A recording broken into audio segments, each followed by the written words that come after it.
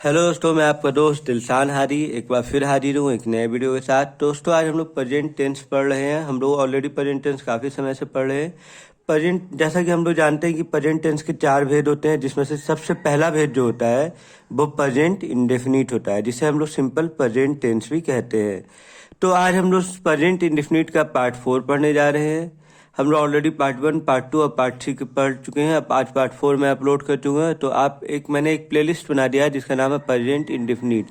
उस प्लेलिस्ट में मैं इस चौथे पार्ट को भी अपलोड कर दूंगा। तो आप पार्ट 1 से लेकर पार्ट 4 तक वीडियो उस प्लेलिस्ट में देख सकते हो।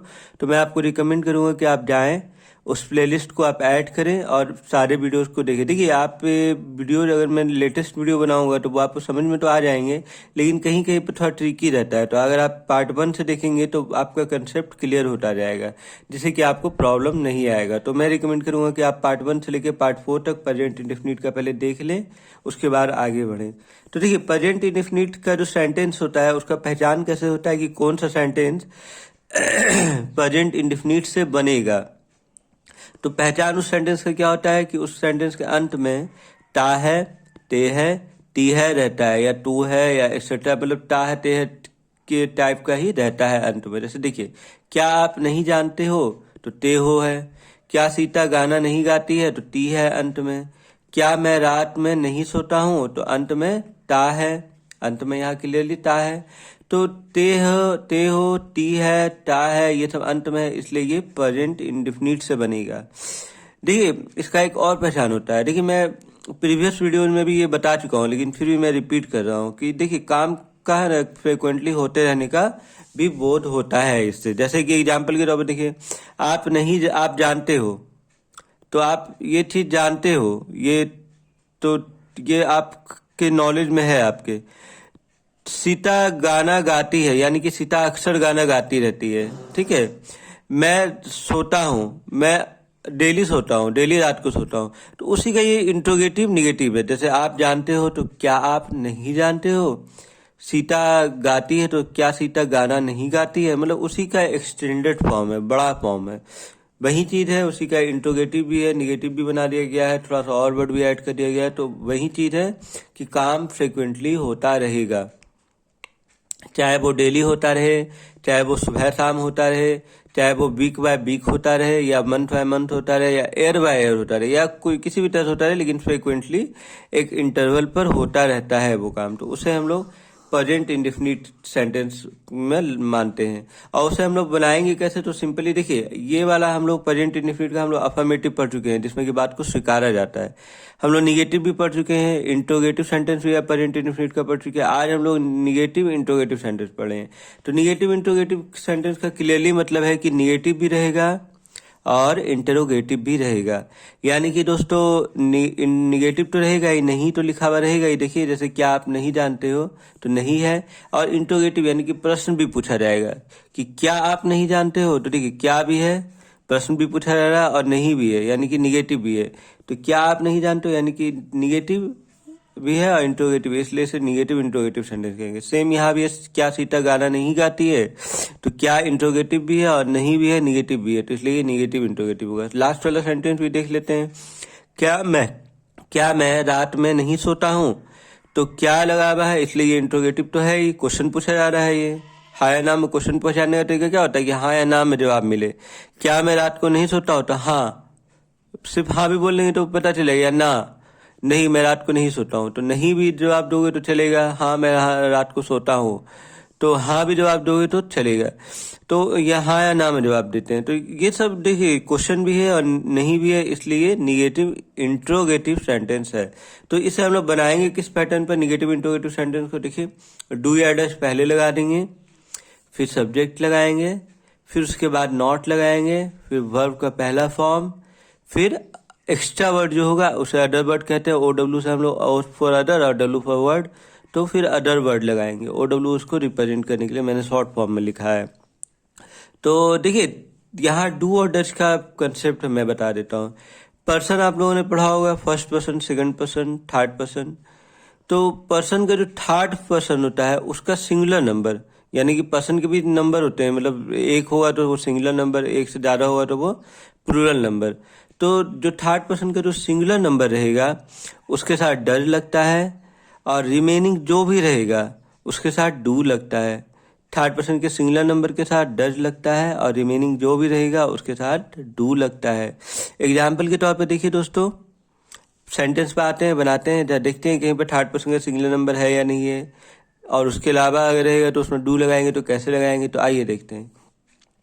क्या आप नहीं जानते हो? तो यहाँ पर क्वेश्चन पूछा जा रहा है क्या है, तो पहले डू या डज लगाएंगे। डू या डज सब्जेक्ट पर डिपेंड करता है।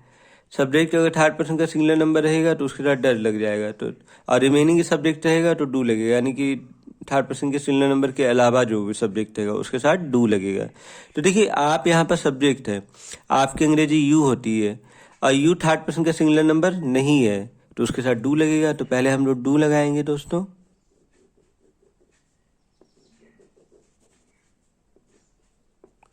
डू, आप सब्जेक्ट यहाँ पर है तो यू लगा देंगे। फिर हम लोग नॉट लगाएंगे नहीं के लिए, तो नहीं है यहाँ पर, तो नॉट, डू यू नॉट, और फिर V1 लगेगा। तो जानना, यहाँ पर देखिए हम लोग जानते हैं कि हिंदी में भी वैरी करता है, जैसे जानना कहीं पर जानते हो जाता है, कहीं पर जान रहा हो जाता है, कहीं पर जान चुका हो जाता है, कहीं पर जानेगा हो जाता है। तो वर्ब का भी हिंदी में फॉर्म बदलता है।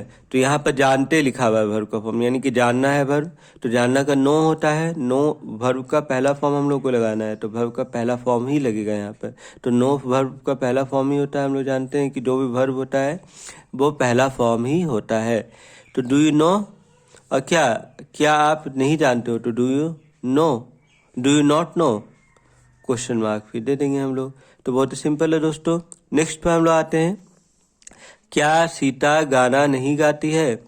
तो क्या लगा हुआ है, क्वेश्चन पूछा जा रहा है हम लोगों से, तो क्वेश्चन पूछा है तो डू या डज लगेगा। तो सीता सब्जेक्ट है यहाँ पर, सीता थर्ड पर्सन का सिंगुलर नंबर है, क्लियरली ये थर्ड पर्सन का सिंगुलर नंबर है। अगर आप लोगों ने नंबर नहीं पढ़ा है तो आप पढ़ लें, पर्सन नहीं पढ़ा है तो पर्सन जाकर जरूर से पढ़ें, मैंने एक चैप्टर बनाया है पर्सन पर, तो पर्सन पढ़े तब आप लोगों को समझ में आया कि फर्स्ट पर्सन किसे कहते हैं, सेकंड पर्सन किसे कहते हैं, और थर्ड पर्सन किसे कहते हैं, और उसका सिंगुलर नंबर प्लूरल नंबर क्या होता है।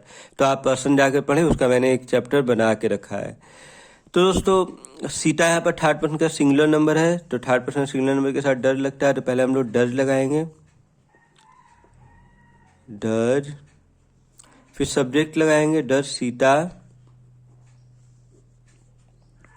फिर नॉट लगाएंगे नहीं के लिए, नॉट, डज सीता नॉट, फिर यहाँ पर गाना, गाती यहाँ पर है, वर्ब का फॉर्म जो गाना होता है उसका गाती यहाँ पर लिखा हुआ है, तो गाना का क्या होगा अंग्रेजी, सिंग, तो वर्ब का पहला फॉर्म सिंग ही होता है, सिंग का सिंग ही होता है वर्ब का पहला फॉर्म। और क्या गाती है, गाना गाती है, तो सिंग ए सॉन्ग, क्वेश्चन मार्क। क्या मैं रात में नहीं सोता हूँ? तो क्वेश्चन किया जा रहा है और निगेटिव भी है, तो इसलिए ये निगेटिव इंट्रोगेटिव सेंटेंस है, हम लोग निगेटिव इंट्रोगेटिव सेंटेंस ही पढ़ रहे हैं। तो क्या यहाँ पर क्वेश्चन पूछा जा रहा है, तो मैं यहाँ पर सब्जेक्ट है, तो मैं की अंग्रेजी आई होती है, और आई थर्ड पर्सन का सिंगुलर नंबर नहीं है, तो आई के साथ डू लगेगा। अगर थर्ड पर्सन सिंगुलर नंबर नहीं है तो रिमेनिंग में आएगा, तो उसके साथ डू लगेगा। तो पहले हम डू लगाएंगे,